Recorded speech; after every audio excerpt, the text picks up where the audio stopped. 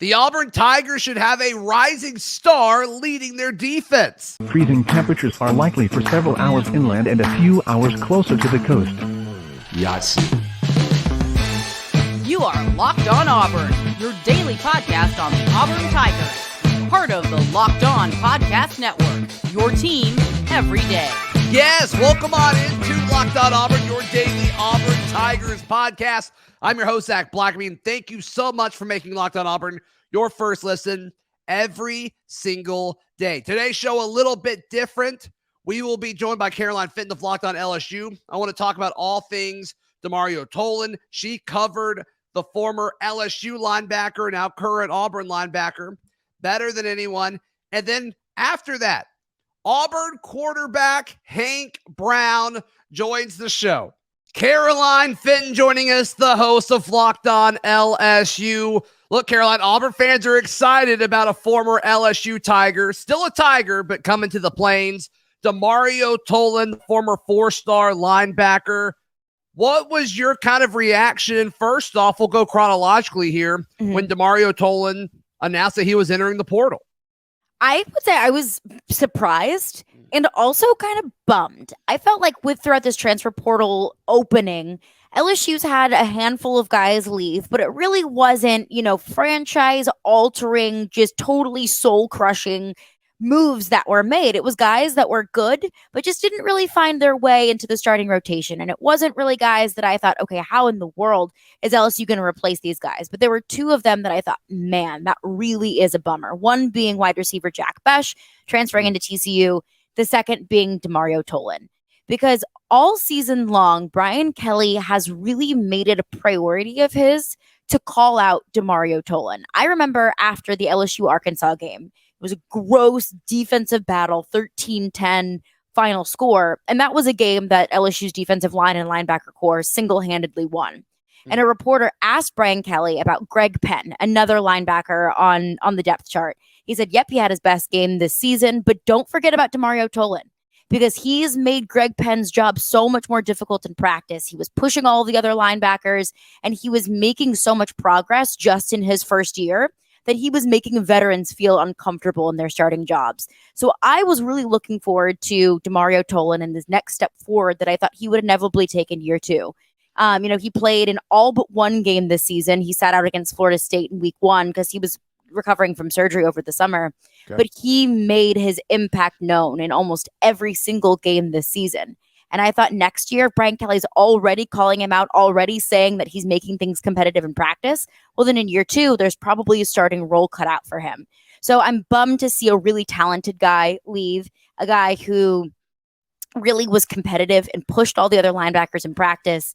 And he's just a good, talented player who has experience. I think that's also key for Auburn as well. Yeah, I mean, it's always a good feeling when you get a player that his former team is bummed that he's gone, right? That's always kind of a good feeling. Kind of makes it feel like more of a win, especially when you tie in, the SEC West rivalry that's kind of impacted here as well. Absolutely. Why, Caroline? Why do you think DeMario left? I mean, was he still probably going to kind of come off the bench, not technically be a starter? What's the situation there? And that's a good question, because that's kind of what I want to figure out as well. I always view players transferring for being of a few reasons. One, maybe you just don't fit within the system. Maybe what you were promised by the coaching staff, you didn't necessarily get. It's not a good culture fit for you. That's one thing. Totally understand. Right. A second thing is you're not getting the playing time that you feel that you deserve, or you don't feel like next year you're going to have a clear path to getting the playing time that you want. I can't believe that it's the latter for DeMario Tolan, just because he did get a good bit of playing time as a true freshman. And everything that we've heard from Brian Kelly was, we're going to see more of him. We're excited about him. We can't wait to see how he starts to fill in a larger role in his second year. So I have to think it was maybe just a culture thing. Maybe it was a coaching staff thing that he was like, look, this just isn't the right fit for me.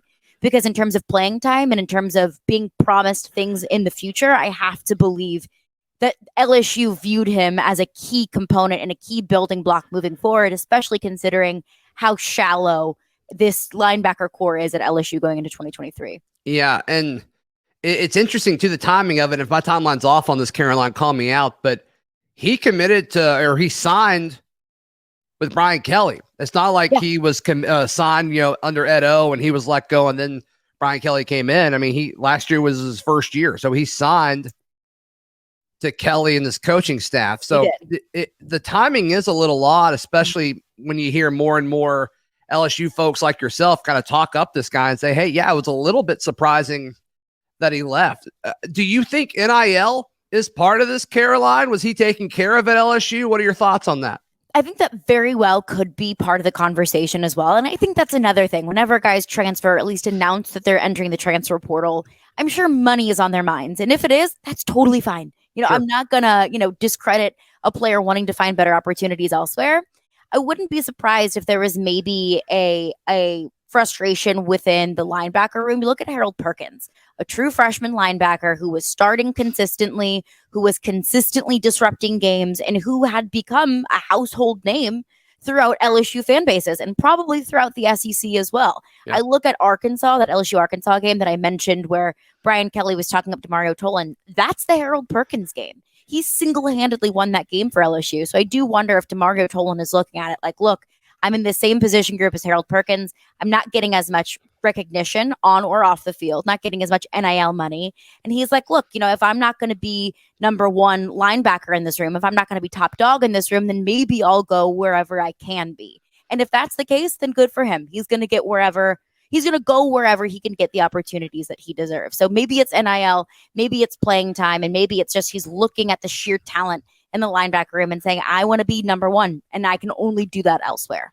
Yeah. So, Caroline, give me your thoughts on DeMario Tolan, the player. I mean, obviously, this coaching staff has talked him up, played a limited role. I think he played 74 defensive snaps, but I mean, he looked good. And something that's encouraging is the more snaps he played, the higher PFF grade he got. Alabama, I think he played 20 snaps at linebacker, and that was his highest grade of the season. And so Auburn fans are saying, LSU won that because of DeMario Tolan, which is kind of a joke, of course, but still. You can believe whatever you want to believe. Yeah, thank you, Caroline. Appreciate that. But yeah, as far as the player, he seems pretty rangy. Seems like he can cover a lot of ground pretty quickly for a guy his size. That's definitely something. What do you see when you watch him on the field? Yeah, and look, you mentioned Alabama, and I think the Ole Miss game really was his best game of the season. He had 10 tackles on the season, so not crazy sexy stats, but 4 of those came against Ole Miss. And it's like you mentioned it, the more opportunities he gets, the better he gets. It's almost like a steamroll thing of the more he plays, the more and more he heats up. And I think that it's the combination of size and speed. We talk a lot about that with Harold Perkins. Like I mentioned, another linebacker in that room, another true freshman, that it's amazing given his size that he is so quick and can attack the quarterback like he can, even though he is this massive, behemoth of a linebacker. So I think DeMario Tolan possesses very similar qualities of he's a big guy who can tackle well, but he's also very quick on his feet. Yeah, 222. I like linebackers about 225 to 230. Anything north of that, the whole thumper thing in today's day of college football, like I don't know if that makes a ton of sense. So you got to be able to get to the quarterback. You got to be light enough on your feet. Yeah, and you got to cover tight ends and occasional slot receiver, cross in the middle of the field. So seems like he's got everything that you want in a linebacker. Caroline, thank you so much for your time. As always, how can people check out all of your LSU content? Yep, you can find Locked On LSU wherever you listen to podcasts on your preferred podcast platform. You can also find us on YouTube, and you can find me on Twitter at CarolineFenton1. Thank you so much to Caroline. We will jump into a conversation with Auburn quarterback Hank Brown in just a moment. Got to tell you about our friends at BetOnline. BetOnline is the place with the most odds, props, and lines than anybody else in any corner of the interwebs. They've got a great, easy-to-use mobile website. Just search BetOnline and it'll come up. BetOnline, it's where the game starts. All right, joining us now on the show, Auburn quarterback Hank Brown. Hank, how's that sound? Auburn quarterback Hank Brown. It's got a nice ring to it, huh? Got a nice ring to it. I love the sound of that. Yeah. So for the longest time, I guess you thought it would be Liberty quarterback Hank Brown because you were committed to Hugh Freeze. You guys have a relationship that goes back a good bit. What's your relationship with Coach Freeze like? Yeah, we have a great relationship. I mean, as you just said, it's gone back a while now. Yeah. And I just love him. Obviously, he's a great coach, but what I love the most about him is his authenticity, and how he is as a person, and the culture builder that he is. That's one of the biggest things I've noticed is at Liberty when I first committed. The culture that they had there was something that I didn't see anywhere else. And I know that he's going to do the same thing at Auburn. And so I'm super excited to see all that he's going to be able to do at Auburn. Yeah. You know, obviously he's going to do great things as a coach, but what's just awesome as well, and just another add-on is as a person, he's a great culture builder. He's authentic, and he's going to be a great fit for Auburn. So you're committed to him, you're committed to Liberty, and then how did you get the news that, oh, okay, he's now going to be hired to be Auburn's head coach? What was that process like for you? Yeah, I mean, so me as well as everybody else kind of heard it on Twitter, because, you know, he wasn't planning on it being leaked before his bowl game. So I just found out about it over Twitter. I mean, I kind of thought that was what's going to happen. There were a bunch of rumors going around about Lane Kiffin or him being the next Auburn head coach. So I figured that was his next step. And so after, obviously that was chaos. A lot of stuff happened. After everything kind of settled down a little bit, I got to talk with him and some other coaches at Auburn. And, you know, they just kind of told me where they're at and how they were really busy at the time. You know, they had a lot of stuff that they had to get through. And so then I was like, well, you know, I was at Liberty. You know, it's a great place. I love Liberty, but the coaches were a big part of that. And Coach Freeze was obviously one of the main parts that I loved about it. And so him moving on to Auburn, it was like, well, you know, I'm gonna decommit and reopen my options. And they had to get through some things, and then, but yeah, that's kind of the story and how I found out about it. So did you talk to Coach while you were still committed to Liberty after he was hired, or did you decommit and say, hey, Coach, you know, I'd still love to play for you? What did that conversation look like, Hank? Yeah, so I had talked with some other assistant coaches, mainly from Liberty, that were going to Auburn with him. Yeah. And I was still committed to Liberty at the time because they were looking for a head coach. I didn't know what the future held with them. And so I had talks with them and Coach Freeze. And so I just kind of was figuring it all out. And then I was like, you know, that they said that obviously there was a lot going on. So they couldn't tell me. They pretty much told me they wanted me at Auburn, but they had to get through some things. The previous staff had a quarterback that they offered. And so when Freeze came in and them, they wanted to change that. And so they said we had to get through some things. And so I told them I'm going to decommit from Liberty and reopen all my options. And so that's kind of how it all went down. Cool. That's awesome. That's awesome. So ever since you've been committed to Auburn and now signed, Hank, we've referred to you as the baby goat because we think your future is bright. We think you've got a lot of the intangibles that Hugh Freeze looks for in a quarterback. And obviously he's had a great track record with quarterbacks, which you probably know. He's probably told you a million times. And so you probably know what the track record is better than any of us. Is that okay that we're calling you the baby goat right now? That is totally fine with me. I like the sound of that. Do you have any nicknames? Do you have anything cool that they call you, like Hank the Hammer or anything like that? Some people call me Hank the Tank, but it's not really like a big nickname. Okay. I like baby goat. Okay, perfect. Perfect. As long as you've signed off on it, we'll move forward with that now. That's awesome. We will continue our conversation with Auburn quarterback Hank Brown in just a moment, specifically asking, what is it that makes Hugh Freeze such an elite recruiter? I think his answer is pretty interesting. Today's show brought to you by our friends at Built Bar. Look, it's the new year. Everybody's trying to get slim, get fit, but you still crave sweet, tasty treats. You need to go to get some Built Bars. And normally I tell you just go to Built.com, which you still can do, to get all kinds of different flavor options and different types of ways, because they've got their Built Bars, their Built Puffs, they've got all kinds of things. But now you can go to Walmart or to Sam's Club to check out all the flavors that you have there too. While you're out doing your grocery shopping, you can come home with some Built Bars. I don't know how Built does it, but all their bars covered 100% in chocolate. Very, very good. Very high in protein, very low in calories. What's not to like? So be sure to check out our friends at Built.com or Built Bars, now in Walmart and in Sam's Club. Hank, so many people are talking about, Hugh Freeze, the recruiter, right? And when it was kind of rumored and it was picking up steam that he was going to be Auburn's next guy, a lot of folks who were pro Hugh Freeze are like, yes, he's going to recruit his tail off. Clearly, he's hit the ground running. I mean, what he did the month leading up to early signing day, getting you to be part of the class is definitely part of that. What is it that makes him good at it? It's clear the work ethic is there. It seems like he's constantly working on that nonstop. But what is he selling to you guys? What is it that's like, oh yeah, you know what? I do want to be at Auburn. I do want to be with Coach Freeze. What's he telling you guys to make you guys come to Auburn?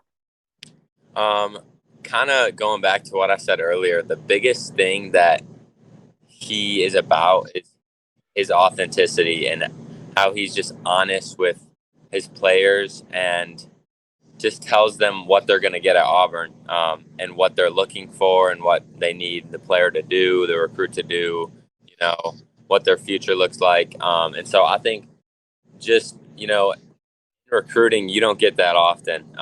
And as a player, I mean, I can tell you, like, coaches lie to you, and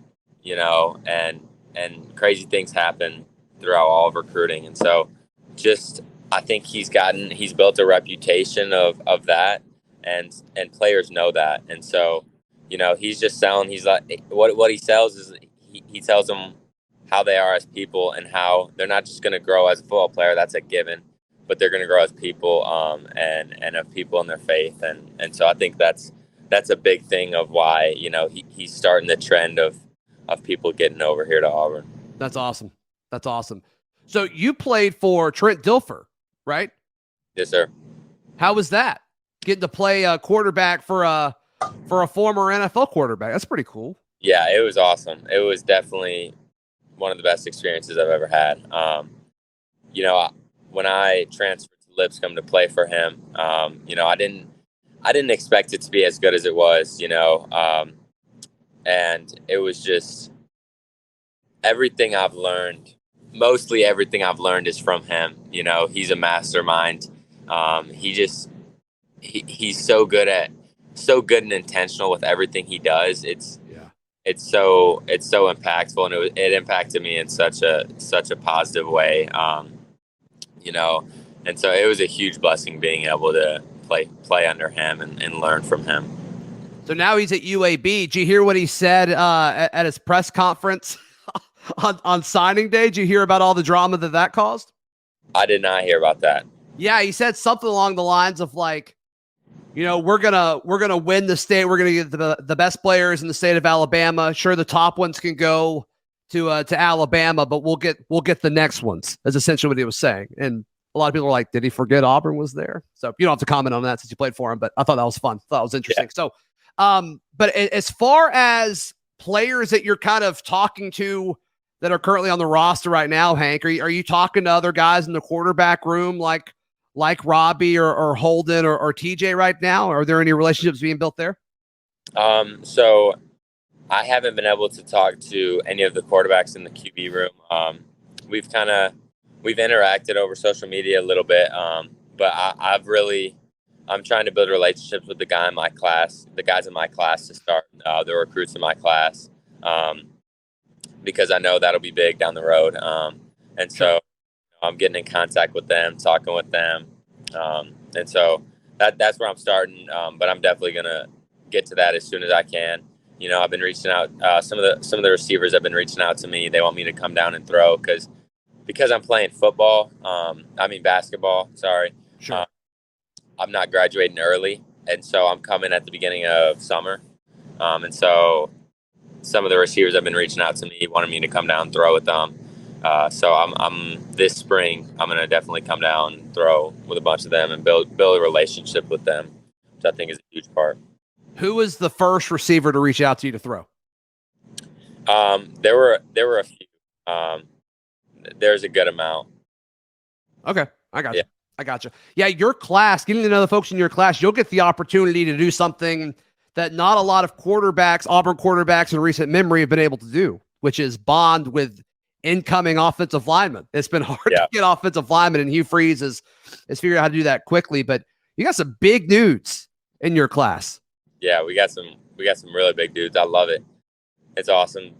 Obviously, being the quarterback, knowing you got big dudes coming in with you. Our class is full of offensive and defensive linemen. So, what kind of conversations have you had with the new OC with Coach Philip Montgomery?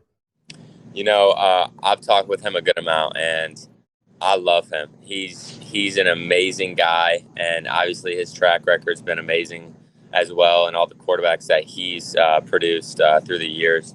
And so, you know, I've had some great conversations with him, and I'm really excited to be working with him.